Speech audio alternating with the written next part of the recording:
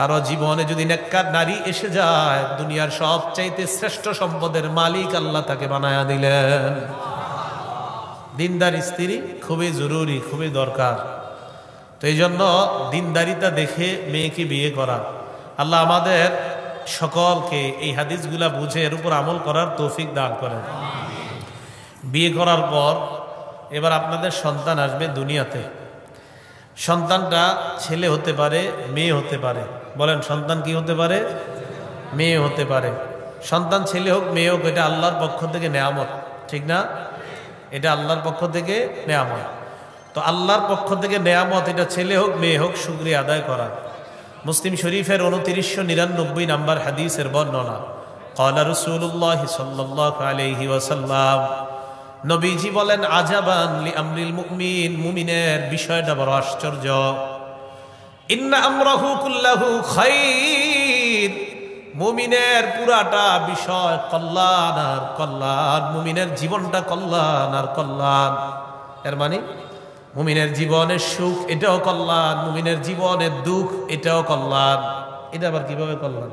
ভালো করে বুঝেন। ইন আসাবাতহু সাররা শাকারা ফাকানা খায়রান লাহ, মুমিনের জীবনে যদি কল্যাণ আসে, মুমিন শুকরিয়া আদায় করে, এটা তার জন্য কল্যাণ হয়ে যায়। ওয়া ইন আসাবাতহু দাররা সাবারা ফাকানা খায়রান লাহ, মুমিনের জীবনে বিপদ আসলে মুমিন ধৈর্য ধারণ করে, ধৈর্য মুমিনের জন্য কল্যাণকর হয়ে যায়।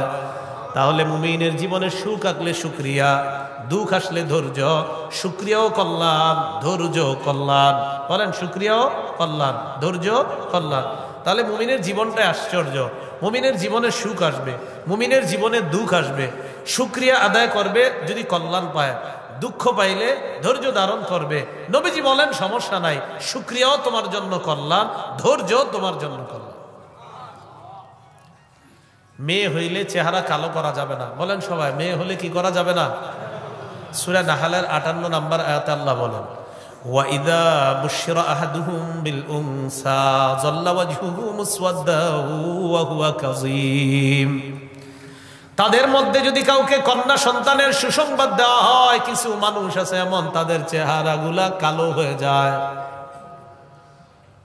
ভুরু কুসকায়, কপাল কুসকায়, ওয়া হুয়া কাযীম, মেজাজটা বেশি ভালো না। মেয়ে সন্তান হইছে, মেজাজটা খারাপ, কপাল কুসকায়, চেহারাটা কালো হয়ে যায়। মেয়েটার দাদা বাংলাদেশ থেকে ফোন দিছে, সৌদি আরব থেকে সন্তান আব্দুর রহমান, একটু আগে তোমার একটা ফুটফুটে কন্যা সন্তান দুনিয়াতে আসছে। মেয়ের বাপেরও চেহারা কালো। বন্ধুরা জিজ্ঞাসা করে, কি ব্যাপার, তোমার স্ত্রীর সন্তান সম্ভব ছিল, কি খবর? কইতে চায় না যে মেয়ে হইছে। শুধু মেয়ে হইলে এদের আপনার চেহারা খারাপ। 14 গোষ্ঠী আছে কিছু ফ্যামিলি, সবগুলার চেহারা কালো হয়ে যায়। মেয়ে হইছে, এই মেয়ে কি, এটা কি হের দোষ? মেয়ে দিছে কে বলেন? আল্লাহ দিছে। তাহলে মেয়ে হইলে চেহারা কালো করা যাবে না। যেগুলো বিয়ে করছেন নতুন নতুন, বলেন ছেলে মেয়ে যেটাই হোক, এটা কার নেয়ামত? মেয়ে হইলে কি চেহারা কালো করা যাবে? এবার আসেন, এক মেয়ে আছে কাদের, দেখি হাত তুলেন তো। এক মেয়ে, কয় মেয়ে? মাশাআল্লাহ, হাত নামান। তাখরিজুল মুসনাদ 3 নম্বর খণ্ড 294 নম্বর পৃষ্ঠা। ক্বালা রাসূলুল্লাহ সাল্লাল্লাহু আলাইহি ওয়াসাল্লাম, নবীজি সাল্লাল্লাহু আলাইহি ওয়াসাল্লাম বলেন, মান বুলিদাত লাহু ইবনা, কারো যদি একটা কন্যা সন্তান হয়, একটা কন্যা সন্তান হয়, ফালাম ইয়াইদহা, এই কন্যাকে যদি জীবন্ত কবর না দেয়, ওয়ালাম ইউহিনহা, অবজ্ঞা যদি না করে, ওয়ালাম ইউসির ওয়ালাদাহু আলাইহা, নিজের ছেলেকে কন্যার উপর যদি প্রাধান্য না দেয়, মানে ছেলেও আছে মেয়েও আছে, ছেলেটার বেশি আদর করে যদি এমন না হয়, ইয়ানি আয-যাকার, নবীজি বলেন, অর্থাৎ ছেলেকে বেশি আদর ব্যাপারটা যেন এমন না হয়, আদখালাহুল্লাহু বিহাল জান্নাহ, এই এক কন্যার কারণে আল্লাহ ওই বাবাকে জান্নাতে প্রবেশ করাবেন। এক কন্যার বাবারা খুশি? তাহলে এক কন্যা, এর কারণে আপনি অবজ্ঞা করবেন না। মেয়ে বলে অবজ্ঞা না করা, ঠিক না? আল্লাহ আমাদেরকে বুঝার তৌফিক দান করেন। 2 কন্যা আছে কাদের? মাশাআল্লাহ, 2 কন্যা আপনার। আপনার তো আরো ভালো অবস্থা। তিরমিজি শরীফ 1914 নম্বর হাদিসের বর্ণনা। ক্বালা রাসূলুল্লাহ সাল্লাল্লাহু আলাইহি ওয়াসাল্লাম, আনাস রাদিয়াল্লাহু তাআলা আনহুর বর্ণনা, আল্লাহর রাসূল সাল্লাল্লাহু আলাইহি ওয়াসাল্লাম বলেন, মান আলা জারিয়াতাইন, কেউ যদি দুটি কন্যাকে লালন পালন করে, কয়জন? নবীজি বলেন, দাখালতু আনা ওয়া হুয়া আল জান্নাহ কাহাতাইন, আমি এবং ওই দুই কন্যার অভিভাবক এইভাবে পাশাপাশি জান্নাতে প্রবেশ করব। দুই কন্যার অভিভাবক, তো দুই কন্যার অভিভাবকরা চেহারা কালো, কপাল কুচকানো না খুশি? খুশি। আল্লাহ বুঝার তৌফিক দান করেন। আল জামিউস সগীরের 8083 নম্বর হাদিসে আসছে, ক্বালা রাসূলুল্লাহ সাল্লাল্লাহু আলাইহি ওয়াসাল্লাম, নবীজি বলেন, মা মিন মুসলিমিন তুদরিকুহু ইবনাতান, কোন মুসলমানের যদি দুটি কন্যা সন্তান হয়, ফায়ুহসিনু সুহবাতাহুমা, এই দুই কন্যাকে মুসলমান ভালোভাবে লালন পালন করে, সুন্দরভাবে লালন পালন করে, কন্যা বলে অবজ্ঞা না করে, ইল্লা আদখালাতাহুল জান্নাহ, ওই দুই কন্যা ওই বাবাকে জান্নাতে প্রবেশ করাবে। তিন কন্যা আছে কাদের দেখি? তিন কন্যা? আপনার তো আরো ভালো অবস্থা।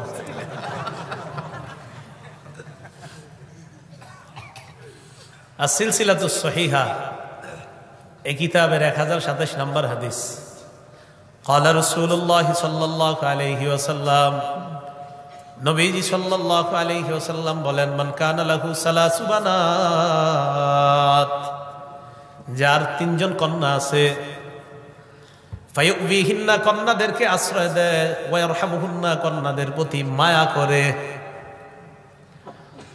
ওয়া ইউবি ইলাইহিন্না ওয়া ইউহসিনু ইলাইহিন্না, কন্যাদের প্রতি সুন্দর আচরণ করে, বাবা তাদেরকে সান্ত্বনা দেয়, আমি আছি, তোমাদের কোনো টেনশন নাই, মায়া করে, সুন্দরভাবে লালন পালন করে, সুন্দর আখলাক প্রদর্শন করে, আমি বাবা আছি, তোমাদের কোনো টেনশন নাই, মেয়েদেরকে এরকম সুন্দরভাবে লালন পালন করে। নবীজি সাল্লাল্লাহু আলাইহি ওয়াসাল্লাম বলেন, ওয়াজাবাত লাহুল জান্নাহ আল বাত্তা, আল বাত্তা আলাদা বলছে, আল বাত্তা মানে অবধারিত, ওয়াজাবাত মানে ওয়াজিব। নবীজি বলেন, ওই বাবার জন্য অবধারিত ভাবে আল্লাহর জান্নাত ওয়াজিব হয়ে যায়। কি হয়ে যায়? ওয়াজিব হয়ে যায় আল্লাহর জান্নাত। তিন বোন আছে কাদের? হ্যাঁ, তিন বোন। বোন, হ্যাঁ, পাঁচজন, আরো ভালো। তিন বোন আপনাদের না? মাশাআল্লাহ। সহিহুল আদাবিল মুফরাদ ইমাম বুখারীর আরেকটা কিতাব, এই কিতাবের 59 নম্বর হাদিস, ক্বালা রাসূলুল্লাহ সাল্লাল্লাহু আলাইহি ওয়াসাল্লাম, নবীজি বলেন, লা ইয়াকুনু লি আহাদিন সালাসু বানাত আও সালাসু আখাওয়াত, কোন ব্যক্তির যদি তিনজন কন্যা থাকে অথবা তিনজন বোন থাকে, কারো যদি তিনজন বোন থাকে, প্রথমে বলছে তিন কন্যা, তিন কন্যার তো বর্ণনা শুনলাম, তে হাদিসে আমার মুখ্য উদ্দেশ্য হলো তিন বোন আছে যাদের, ফায়ুহসিনু ইলাইহিন্না, বোনদেরকে যদি ভাই সুন্দরভাবে লালন পালন করে, অনেক বাবা মারা যায়, ভাই ওই বোনগুলার জন্য বাবার মতো হয়ে যায়, ঠিক না? তেমন ভাবে তিন কন্যা, যারা তিন কন্যা আছে অথবা তিনজন বোন আছে, তাদেরকে সুন্দরভাবে লালন পালন করবে। নবী বলেন, ইল্লা দাখালাল জান্নাহ, ওই ভাই মরবে, জান্নাতে প্রবেশ করবে। এক সাহাবী দাঁড়ায় কয়, ওয়াসিনতাইনি ইয়া রাসূলুল্লাহ, হুজুর দুইজন থাকে, মনে হয় ওনার দুই বোন ছিল আর কি, হুজুর যদি দুইজন থাকে, নবীজি কয়, ওয়াসিনতাইন, দুই বোন থাকলেও এই পুরস্কার। তবে সবাই বলেন, তবে বোনদের হকটা দিতে হবে। বোনদের হক কি করতে হবে? দিতে হবে। সামান্য পরিমাণও সম্পত্তি মেরে খাওয়া যাবে না, সামান্য সম্পত্তি মেরে খাওয়া যাবে না, মাথায় রাখতে হবে। মুসলিম শরীফের 1610 নম্বর হাদিস, ক্বালা রাসূলুল্লাহ সাল্লাল্লাহু আলাইহি ওয়াসাল্লাম, নবীজি সাল্লাল্লাহু আলাইহি ওয়াসাল্লাম বলেন, মান ইকতাতা শিবরাম মিনাল আরদ যুলমা, কোন ব্যক্তি যদি কারো এক বিঘত পরিমাণ সম্পদ অন্যায়ভাবে দখল করে নেয়, কেউ যদি অন্য কারো সম্পদ এক বিঘত পরিমাণ সম্পদ অন্যায়ভাবে জোর দখল করে নেয়, জোর করে দখল করে নেয়, তাওয়াক্কাহুল্লাহু ইয়্যাহা ইয়াউমাল কিয়ামা মিন সাবঈ আরদিনা, কিয়ামতের ময়দানে তার গলায় আল্লাহ ৭ স্তরের জমিন ঝুলাইয়া দিবে। সাবধান, জমিন ভোগ করা যাবে না।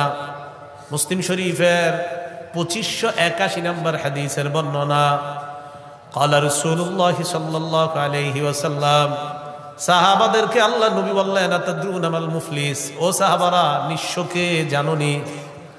সাহাবারা বললেন, আল মুফলিসু ফিনা মান লা দিরহাম লাহু ওয়ালা মাতা। ইয়া রাসূলুল্লাহ, আমাদের মধ্যে নিঃস্ব ওই ব্যক্তি যার সম্পদ নাই, সোনা দানা নাই, স্বর্ণ রূপা নাই, সে হলো আমাদের মধ্যে নিঃস্ব। নবীজি বললেন, ইন্নাল মুফলিসা মিন উম্মতি ইয়াতি ইয়াউমাল কিয়ামাতি বিসসালাত ওয়া সিয়ামিন ওয়া যাকাত। আমার উম্মতের মধ্যে নিঃস্ব ওই ব্যক্তি, যেই ব্যক্তি কিয়ামতের ময়দানে সালাত, সিয়াম আর যাকাত, নামাজ নিয়ে, রোজা নিয়ে, যাকাত নিয়ে উপস্থিত হবে। নামাজ, রোজা, যাকাত নিয়ে আসবে। তো সাহাবারা অবাক, এই ব্যক্তি আবার নিঃস্ব হয়ে কিভাবে? নামাজ নিয়ে, রোজা নিয়ে, যাকাত নিয়ে গেলেন। নবীজি বলেন, ইয়াতি ওয়া ক্বাদ শাতামা হাযা, এই ব্যক্তি নামাজ আর রোজা আর যাকাত নিয়ে আসবে, তবে লোকটা আরেকজনকে গালি দিয়েছে। ওয়া কাযাফা হাযা, এই ব্যক্তি দুনিয়াতে আরেকজনকে পাথর ছুঁড়ে মেরেছে, ঢিল ছুঁড়ে মেরেছে। ওয়া আকালা মালা হাযা, আরেকজনের সম্পদ অন্যায়ভাবে পেটে ঢুকাইছে আর প্রত্যেক বছর হজে গেছে। হজে গেছে, এটা নাই হাদিস, আমি বললাম। মনে করেন একজন আরেকজনের সম্পত্তি মারে আর প্রত্যেক রমজানে উমরা যায়, রমজানে উমরা করলে ফজিলত, উমরাতুন ফি রমাদান কাহাজ্জাতিন মাই, রমজানে উমরা করা মানে নবীজির সাথে হজ করার সওয়াব। সুবহানাল্লাহ। তো এই জন্য হজরতে উমরাও করে, হজও করে, কিন্তু সম্পদ আরেকজনেরটা মারে। আকালা মালা হাজা, না উমরা করা তো দূষণীয় না, কিন্তু আরেকজনের সম্পদ মারাটা তো দূষণীয়। আকালা মালা হাজা, আরেকজনের সম্পদ পেটে ঢুকায়। ওয়া সাফাকা দামা হাজা, আরেকজনের রক্তপাত ঘটায়, রক্ত প্রবাহিত করে। কিয়ামতের ময়দানে মাজলুমরা আসবে জালেমের কাছ থেকে বিচার নেওয়ার জন্য। কি বললাম? জালেমের কাছ থেকে কি নিতে আসবে? বলেন না একবার। বিচার চাবে, বিচার চাবে আল্লাহর কাছে। আল্লাহ, জালেম আমাদের উপর জুলুম করছে, বিচার চাই। খুব সাবধান, একটা চড়ুই পাখিরও যদি জুলুম করেন, এটাও আল্লাহর কাছে বিচার দিবে। আর সেখানে মানুষ, কি বললাম, চড়ুই পাখির যদি জুলুম করেন, এটাও বিচার দিবে। নাসাই শরীফের 4446 নম্বর হাদিসে আছে, রাসূল সাল্লাল্লাহু আলাইহি সাল্লাম বলেন, মান কাতালা উসফুরান আবাসা, কেউ যদি একটা চড়ুই পাখিকে অন্যায়ভাবে হত্যা করে, আজ্জা ইলাল্লাহি ইয়াউমাল কিয়ামা, এই চড়ুই পাখি কিয়ামতের ময়দানে আল্লাহর কাছে মামলা দায়ের করবে তার বিরুদ্ধে। ইয়া রাব্বি ইন্না ফুলানান কাতালানি আবাসা, আল্লাহ, এই লোক আমার অনর্থক হত্যা করেছে। ওয়ালাম ইয়াকতুলনি লিমান ফাআল, আমাকে কোনো কারণে ছাড়াই হত্যা করেছে, মাবুদ আমি বিচার চাই। সেখানে মানুষ। সাবধান, জালেম হয়ে না, খুব বিপদে পড়ে যাবেন। চড়ুই পাখির উপরে জুলুম করলে বাঁচার রাস্তা নাই, তাহলে মানুষের উপর যদি জুলুম করা হয় বাঁচার রাস্তা থাকবে? আর মানুষের মধ্যে যদি মানুষটা ইমানদার হয়, হ্যাঁ, ইমানদার হইলে খায়ের। মাজলুমরা এসে বলবে, আল্লাহ বিচার চাই। ফায়ুতা হাদা মিন হাসানাতিহি, এক মাজলুমকে জালেমের নেক আমল দিয়ে দেওয়া হবে। দেওয়ার পর আরেক মাজলুম এসে বলবে, আল্লাহ বিচার চাই। ফায়ুতা হাদা মিন হাসানাতিহি, এই জালেমের থেকে নেক আমল আরেক মাজলুমকে দেওয়ার পর আরেকজন এসে বলবে, আল্লাহ বিচার চাই। ফাইন ফানিয়াত হাসানাতুহু, আমলনামা যদি শেষ হয়ে যায়, উখিযা মিন খাতায়া, যেই মাজলুমকে জালেমের থেকে নেক আমল দিতে পারে নাই, ওই মাজলুমের গুনাহগুলা নিয়ে জালেমকে দেওয়া হবে। সুম্মা তুরিহা ফিন্নার, এরপর কে জালেমকে গুনাহের সাগরের মধ্যে, কতজনের গুনাহ চিন্তা করেন, অভাব নাই তো, জুলুম যে কতজনের করছে, এই সব গুনাহের পাহাড় নিয়ে জাহান্নামে যাবে। নাউজুবিল্লাহ। তো নামাজ, রোজা, হজ, যাকাত কই গেল? জালেম হয়েন না। জালেম যদি হন তাহলে অবস্থা খারাপ হয়ে যাবে। বলছিলাম, বোনদেরকে লালন পালন করবেন, 3 বোন, এই 3 বোন আপনাকে জান্নাতে নিবে, শর্ত তাদের সম্পত্তি মেরে খাওয়ার চিন্তাও করা যাবে না। আল্লাহ কথাগুলো বুঝার তৌফিক দান করেন। আম্মা জান আয়েশা সিদ্দিকা রাদিয়াল্লাহু তাআলা আনহা, তিরমিজি শরীফের 1915 নম্বর হাদিস। আম্মা জান আয়েশা সিদ্দিকা বলেন, এক নারী আমার কাছে আসছে, এক মহিলা, ওয়া মাআহা ইবনাতান, মহিলার সাথে তার 2 মেয়ে আছে। আসার পর ফাসালাত, আমার কাছে সাহায্য চেয়েছে। আম্মা জান আয়েশা বলেন ফালাম তাজিদ ইনদি গায়রা তামরা, আমার ঘরে একটা খেজুর ছাড়া আর কিছুই নাই। আম্মা জান আয়েশা বলেন ফাআতাইতুহা, আমি খেজুরটা মহিলাকে দিয়ে দিলাম। মহিলাকে খেজুর দেওয়ার পর আমি তাকায় দেখলাম কসামাত হা বাইনা ইবনাতাইহা, মহিলা ওই খেজুরটা দুই ভাগ করে তার দুই কন্যাকে দিয়ে দেয়। দুই ভাগ করছে, ওইরা কন্যা দুইজনে দিয়ে দেয়। চিন্তা করেন খেজুর কয়টা, প্রচন্ড ক্ষুধার্ত, তিনজন, মাও ক্ষুধার্ত, মেয়ে দুইটাও ক্ষুধার্ত। তো খেজুর দুই ভাগ দুইজনে দিচ্ছে। দেওয়ার পর মেয়ে দুইটা খেজুর খাইছে। মা ফালাম তাকুল শাইআন মিনহা শাইআন, মা কিছু খায় নাই। আম্মা জান আয়েশা বলেন একটু পরে মা আর দুই মেয়ে চলে গেছে। নবীজি সাল্লাল্লাহু আলাইহি সাল্লাম ঘরে আসছে। আসার পর আমি বললাম, নবীজি বলেন আয়েশা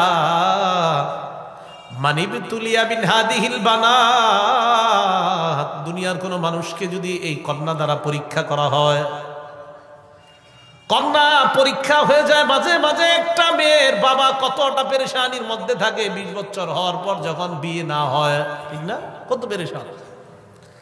মানিবতুলিয়া বিন হাদিহিল বানাত, এই কন্যাদের যারা যদি কাউকে পরীক্ষা করা হয়, কুন্নালাহু সিতরাম মিনান নার, কিয়ামতের ময়দানে এই কন্যারা ওই বাবার জন্য, ওই অভিভাবকের জন্য জাহান্নাম থেকে সূত্রা হয়ে যাবে, জাহান্নাম থেকে প্রতিবন্ধক হয়ে যায়, জাহান্নাম থেকে আড়াল হয়ে যায়। তাহলে বুঝাইতে চাইলাম কন্যা হইলে চেহারাটা কালো করা যাবে না। ওই যে ছেলে হোক মেয়ে হোক, এটা আল্লাহর নেয়ামত, এর মধ্যে কন্যা যদি হয় চেহারাটা কালো করা যাবে না। আল্লাহ আমাদেরকে বুঝার তৌফিক দান করেন। ছেলে মেয়ে হওয়ার পর এখন আপনার কি করণীয়?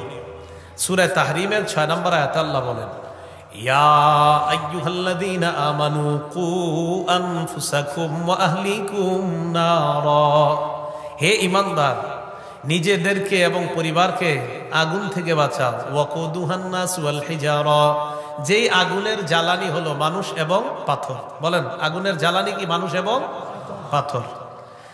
তো আল্লাহ পাক রব্বুল আলামিন বললেন মানুষ এবং পাথর, যে আগুন আমি মানুষ আর পাথর দিয়ে জ্বালাবো, এই আগুন থেকে নিজেরা আর পরিবারকে বাঁচাও। মুসান্নাফু ইবনে আবি শাইবাহ 8 নম্বর খণ্ড 357 নম্বর পৃষ্ঠা। ক্বালা রাসূলুল্লাহ সাল্লাল্লাহু আলাইহি ওয়াসাল্লাম, নবীজি সাল্লাল্লাহু আলাইহি ওয়াসাল্লাম বলেন, রাহিমাল্লাহু ওয়ালিদান আ'ানা ওয়ালাদাহু আলা বিররিহি, ওই বাবার উপর আল্লাহ দয়া করেন যেই বাবা তার সন্তানের ক্ষেত্রে, আল্লাহর ইবাদতের ক্ষেত্রে সহযোগী হয়ে যায়।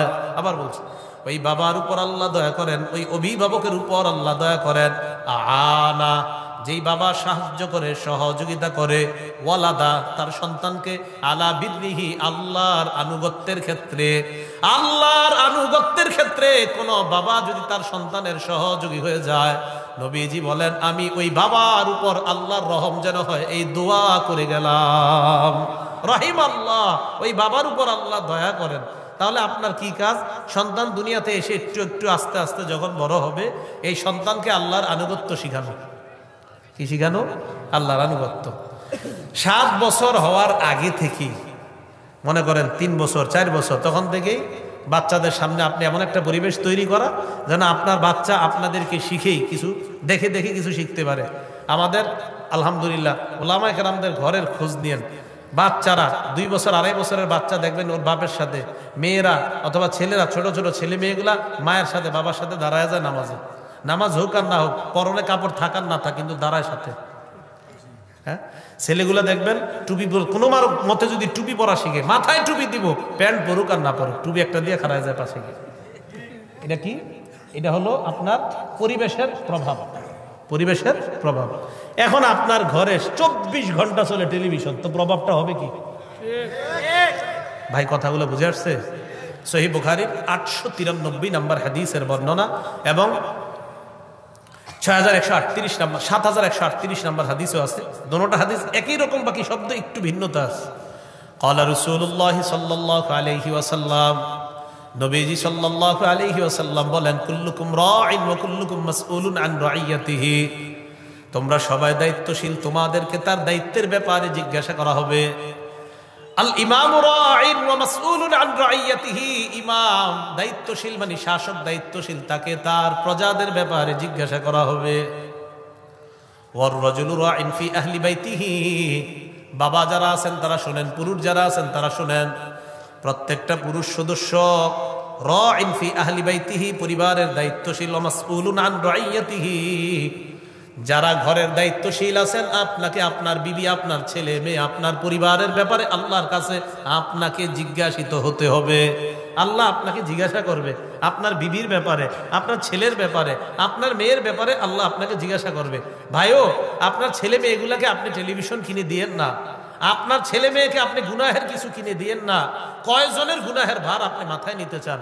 একাকি গুনাহ করলে তো আল্লাহ আপনাকে মাফ করে দিবে, কিন্তু আপনি যে গুনাহের দরজা খুলে দিয়েছেন, এই দরজা যে খুলে দিলেন, কয়জনের গুনাহের ভারটা মাথায় নেবেন বলেন? ছেলে দেখতেছে, মেয়ে দেখতেছে। শুধু কি তাই? পেটে সন্তান আসছে একজন মেয়ের, মহিলার মানে স্ত্রীর, এই সন্তান পেটে নিয়ে সারাক্ষণ টেলিভিশন দেখতেছে। তো এই সন্তান কি হবে? এটাই তো বড় হইলে আপনার নাস্তিক হয়। ছোটবেলা থেকে কি শিখাইতেছেন? আল্লাহ হেফাজত করেন। এরপরে কি বলে দেখেন, ওয়াল মারআতু রাইয়াতুন ফি বাইতি যাওজিহা, আরেক জায়গা আছে ওয়াল মারআতু রাইয়াতুন আলা আহলি বাইতিহা অথবা আলা আহলি বাইতি যাওজিহা, এরপরে আছে ওয়া ওয়ালাদিহি, এই জায়গাটা শুনেন, ওয়া ওয়ালাদিহি, স্ত্রী যারা আছেন, মহিলা যারা আছেন, তাদেরকে আপনার স্বামীর পরিবারের ব্যাপারে নবীজি বুখারীর বর্ণনায় বলছে ওয়া ওয়ালাদিহি আলাদা আনছে, এবং সন্তানদের ব্যাপারে একজন স্ত্রী দায়িত্বশীল। আবার বলছে নবীজি বলেন স্ত্রী কোন পরিবারের পুরাটা পরিবারের ব্যাপারে, এরপরে নবী আলাদা ওয়া ওয়ালাদিহি বলছে। সহিহ বুখারী 7138 নম্বর হাদিসে ওয়ালাদি শব্দটা আনছে আলাদা, ওয়া ওয়ালাদিহি, স্বামীর সন্তানদের ব্যাপারে স্ত্রী দায়িত্বশীল। ওয়াহিয়া মাসউলাতুন আনহুম, এই সন্তানের ব্যাপারে স্ত্রীকে জিজ্ঞাসা করা হবে। এখন বলেন 2 বছর বয়সে যদি আপনি ছেলের কার্টুন দেখান আর খাবার খাওয়ান, জিজ্ঞাসিত হতে হবে কিনা? কার্টুন দেখায়, হিন্দি গান চলতেছে, মিউজিক চলতেছে, কার্টুন দেখায় খাবার খাওয়াইতেছে, এই সন্তান বড় হলে আপনি কি আশা করেন বলেন? তো আপনাকে জিজ্ঞাসিত হতে হবে কিন্তু। তো বলছি এই জন্য ছোট থেকে 3-4 বছর বয়স থেকে এই সন্তানরা যেন কিছু শিখতে পারে। আরে ভাই 2 বছর, 2.5 বছর, 3 বছর বয়স থেকে সন্তানরা যদি আপনার মুখে আপনার কোরআনের কিছু সূরা, অন্তত আলেম ওলামা যারা তাদের পরিবারের খোঁজ নিয়েন, 3 বছর বয়সে দেখবেন কোরআন কি জিনিস এটা জানে না, কিন্তু এটা বলতে পারে কুল হু আল্লাহু আহাদ। পরে শুদ্ধ হোক আর না হোক কিছু একটা বলতে থাকবে, দেখবেন। এটা কেন? এটা প্রভাব, এটা আপনি পাশে পড়তে হবে। তো বুঝাইতে চাইলাম আপনার সন্তানের প্রথম শিক্ষা হবে কোরআন। বলেন সবাই, সবাই বলেন, বলেন প্রথম সন্তানকে প্রথম শিক্ষা কি দিব? কোরআন। আল্লাহ তৌফিক দান করেন। মুসলিম শরীফের 804 নম্বর হাদিসের বর্ণনা, ক্বালা রাসূলুল্লাহ সাল্লাল্লাহু আলাইহি ওয়াসাল্লাম, নবীজি বলেন ইকরাউল কুরআন, তোমরা কোরআন পড়ো, তোমরা কোরআন পড়ো। ফাইন্নাহু ইয়াতি ইয়াউমাল কিয়ামাতি শাফিআন লিআসহাবিহি, কোরআন কিয়ামতের ময়দানে পাঠকের জন্য সুপারিশকারী হিসেবে উপস্থিত হয়ে যাবে। এরপর নবী বলেন ইকরাউজ যাহরাওয়াইন, সূরাতুল বাকারাতি ওয়া সূরাত আলি ইমরান, কোরআনের 2টি উজ্জ্বল সূরা বেশি পড়বা। একটা হলো সূরা বাকারা আর একটা হলো সূরা আলি ইমরান। ফাইন্নাহুমা ইয়াতিয়ানি ইয়াউমাল কিয়ামাতি কাআন্নাহুমা গামামাতান আও গায়ায়াতান আও ফিরকান মিন তায়রিন সাওয়াফ ফাতুহাজ্জানি আন আসহাবিহিমা। নবীজি বলেন সূরা বাকারা আর সূরা আলি ইমরান কিয়ামতের ময়দানে পাঠকের মাথার উপর এমন ভাবে উপস্থিত হবে, দেখলে মনে হবে 2 খণ্ড মেঘ অথবা 2টি ছায়া অথবা উড়তে থাকা পাখির 2টি ঝাঁক পাঠকের পক্ষে আল্লাহর কাছে সুপারিশ করে জান্নাতি বানানোর চেষ্টা করবে।